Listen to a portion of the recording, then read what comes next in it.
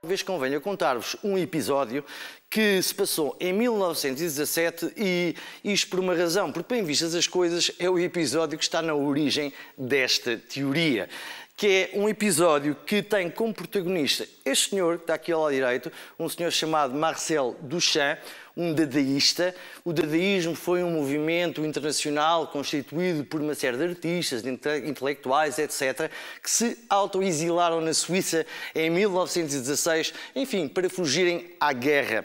E, no fundo, aquilo que eles pretendiam, assim, em traços muito gerais, era, de facto, confrontar a civilização com o acaso, com a provocação, enfim, para que a civilização se autorrepensasse de modo a evitar aquilo que tinha acabado de acontecer, ou melhor, que tinha começado em 1914, enfim, a mortandade que todos vocês conhecem da Primeira Guerra Mundial. Bom, voltando ao episódio, estamos em 1917, em Nova Iorque, e este senhor chamado Marcel Duchamp, um dadaísta, portanto, provocador, resolveu assinar este objeto aqui do lado esquerdo, que não passa de um urinol voltado ao contrário, assinou, colocou a data e assinou, reparem, com R. Mut, uma alusão, enfim, irónica ao sítio onde tinha acabado de comprar a peça. E entregou-o para ser exibido numa exposição de artistas independentes. Claro está que a obra não foi exibida, embora tenha sido fotografada por um fotógrafo muito importante, muito famoso, Stieglitz. No entanto, hoje em dia ninguém contesta a ideia de que, à semelhança da história e de Cristo, podemos dividir a história da arte em dois momentos, antes de Duchamp e depois de Duchamp. Portanto, Duchamp foi responsável por dividir a história da arte em dois, com este novo conceito, que é o conceito de ready-made, ou seja, já feito. Objetos que, enfim, já estão feitos e que, por razões várias, recebem recebem o estatuto de obra de arte, passam a ser vistos como obra de arte. Como é que isto acontece? É exatamente isso que vamos saber a seguir, porque a primeira das teorias, como eu dizia, que tem este episódio por base, responde exatamente a essa questão. Como é que é possível que objetos que, a princípio, nada têm a ver com arte, possam vir a receber esse mesmo estatuto? E esta teoria é, portanto, a teoria institucional. A teoria institucional pode ser reduzida a esta frase, no fundo, a tese que a teoria defende e que é a seguinte: uma obra é arte se e só se é um artefacto e for reconhecido enquanto tal pelo mundo da arte. Eu chamaria a atenção para três pormenores. Primeiro, nada tem a ver com a arte, tem a ver com a expressão se e só se.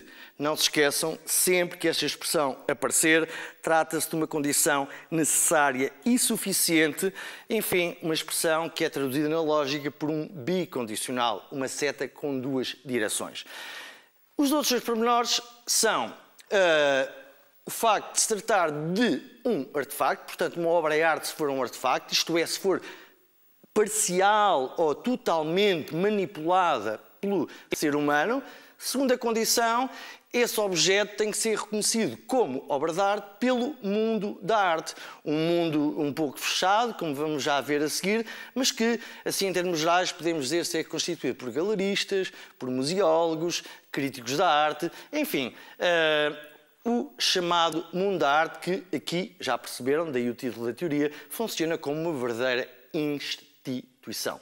Esta teoria foi, enfim, depois formalizada, digamos assim, foi formalizada já nos anos 60 por um senhor chamado George Dickey, um norte-americano que ensinou em Illinois e que, de facto, isolou estas duas características, estas duas propriedades, como propriedades necessárias e suficientes para que possamos considerar um objeto uma obra de arte. Portanto, uma obra de arte tem que ser um artefacto.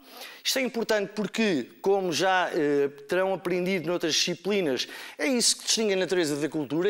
A arte é acrescentada à natureza, digamos assim. Portanto, a obra de arte tem que ser um artefacto.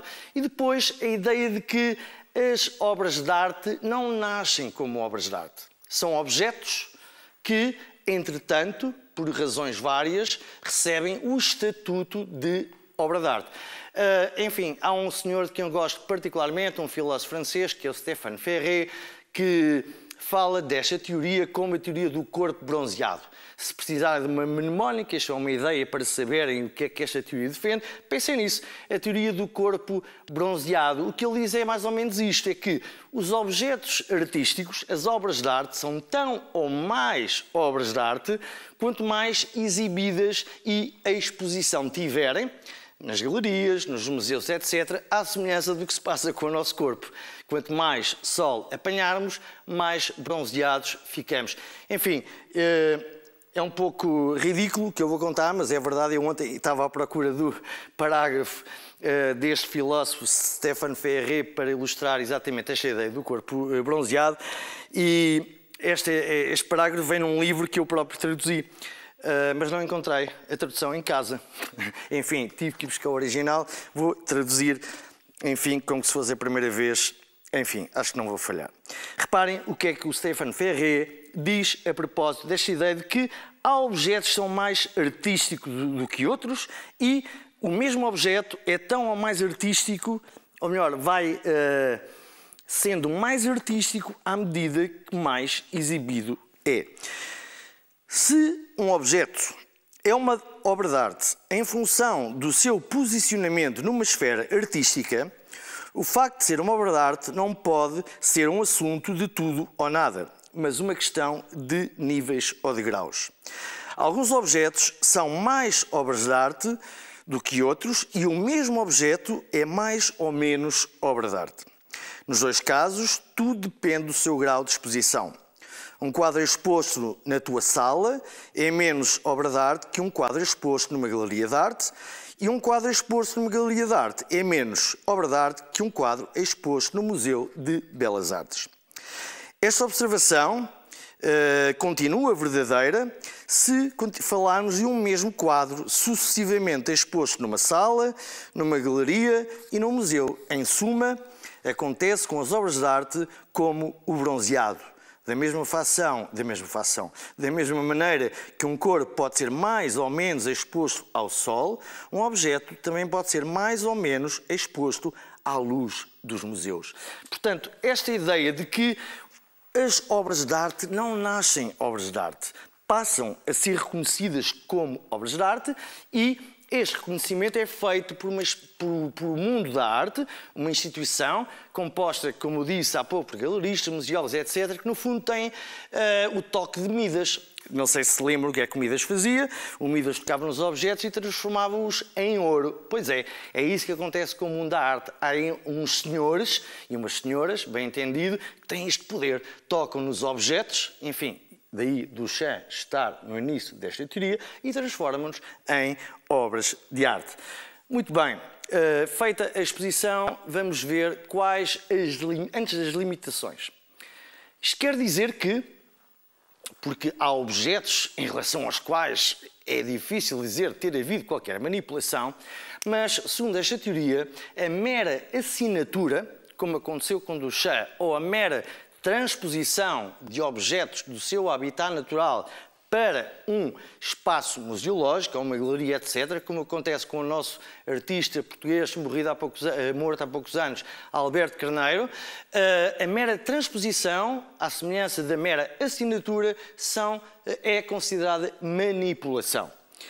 A segunda ideia é de que qualquer objeto, mesmo uma pilha de tijolos, logo que os Midas assim o entendam, pode receber o estatuto de obra de arte. Salvo erro, esta obra já agora não se perde nada se for ver o nome do senhor, é de Carl André, 1976. É uma pilha de tijolos. Se estivesse em minha casa, não seria uma obra de arte. Se estivesse na tua, se calhar um bocadinho menos ainda, porque eu estou a ensinar arte. Como foi exposto num museu, numa galeria, etc., é considerado uma obra de arte. Ora bem, esta teoria, como calcularás, à semelhança de todas as outras, traz problemas. É isso mesmo que vamos ver de seguida quais as suas limitações. A primeira limitação tem a ver com o facto de não permitir distinguir boa e má arte. Isto quer dizer que estes senhores entendem, ou melhor, tomam a arte no sentido classificativo e não no sentido valorativo. Ou seja, esqueçam a ideia de quando se diz isto é uma obra de arte, como que se estivéssemos a distinguir uma coisa boa em relação às coisas más. Esta teoria não permite utilizar o termo arte nesse sentido. Chamar arte trata-se de classificar um objeto como um objeto artístico, ponto final. Portanto, tomam a arte, o termo arte, no sentido classificativo e não no sentido valorativo. A segunda limitação é que se trata de uma teoria circular. Porque, em bom rigor, o que estes senhores estão a dizer é que é arte aquilo que o mundo da arte entender ser arte. É uma espécie de jogo de palavras, quanto a mim, com repercussões políticas perturbadoras. Sobretudo se pensarmos que as pessoas do mundo da arte quase sempre pertencem à mesma classe. Ou seja, temos os iluminados e os condenados à sombra. É isso que faz, por exemplo, com que o quadro do teu primo, um talentoso pintor, permaneça lá em casa e jamais virá a ser reconhecido como obra de arte. Não conhece as pessoas certas. Terceira limitação. Que critérios são esses que usa o mundo da arte? Ninguém sabe. Mas, se critérios houvesse, se soubéssemos quais são os critérios, a teoria deixava de fazer sentido, na medida em que aquilo que a distingue é exatamente isso, não haver qualquer critério definido.